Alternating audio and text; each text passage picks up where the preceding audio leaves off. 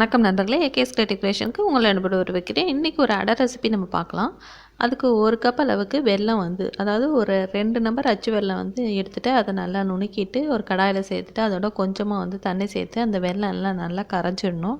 அந்த வெல்லத்தோட ஏலக்காய் பொடி பண்ணது கொஞ்சம் சேர்த்துட்டு அதோட டேஸ்ட்டு கொஞ்சமாக உப்பு சேர்த்துறேன். இதில் வெல்லம் பாகுப்பதெல்லாம் கிடையாதுங்க. ஓரளவுக்கு அது கரைஞ்சி வந்தால் மட்டுமே நமக்கு போதும். இந்த போல் ஒரு பதத்துக்கு அதை நல்லா கரைச்சி எடுத்துக்கலாம். இதோட பார்த்திங்கன்னா 1 கப் அளவுக்கு கேழ்வரகு மாவு, அதாவது ராகின்னு சொல்லுவோம் இல்லைங்களா, கேழ்வரகு மாவு கொட்டிட்டு அதையும் இந்த வெல்லத்தோடு நல்லா கலந்துடணும்.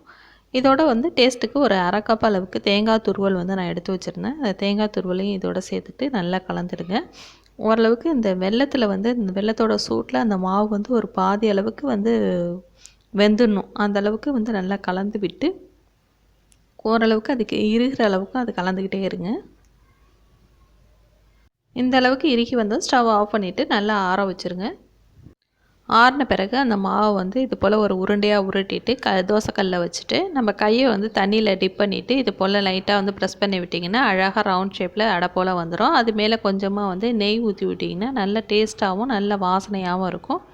நெய் இல்லைன்னு சொன்னாக்கா நீங்கள் எண்ணெய் வேணாலும் யூஸ் பண்ணிக்கலாம், தப்பில்லை. ஒரு மீடியமான ஃப்ளேமில் வச்சுட்டு அது ஒரு பக்கம் வெந்த பிறகு அடுத்த பக்கம் திருப்பி போட்டுடுங்க. ஓவராக குக் பண்ணாலும் ஹார்ட் ஆகிடும். இப்போ நமக்கு அடை ரெடி ஆகிடுச்சு. ரொம்பவே சத்தான இரும்பு சத்து அதோட சுண்ணாம்பு சத்து, அதாவது கால்சியம் நிறைந்த ஹெல்த்தியான அடை நமக்கு ரெடி ஆகிடுச்சுங்க. கண்டிப்பாக குழந்தைங்களுக்கு செஞ்சு கொடுங்க. இதெல்லாம் நம்ம செஞ்சு கொடுத்தா தான் அவங்களுக்கு தெரியும், அதனோட சத்தையும் அவங்க பெற முடியும். இந்த வீடியோ பிடிச்சிருந்தால் மறக்காமல் லைக் பண்ணுங்கள், சேனலை சப்ஸ்கிரைப் பண்ணுங்கள், கமெண்ட் பண்ணுங்கள். வேறு ஒரு இன்ட்ரெஸ்டிங்கான வீடியோட உங்களை மீண்டும் சந்திக்கிறேன். வணக்கம்.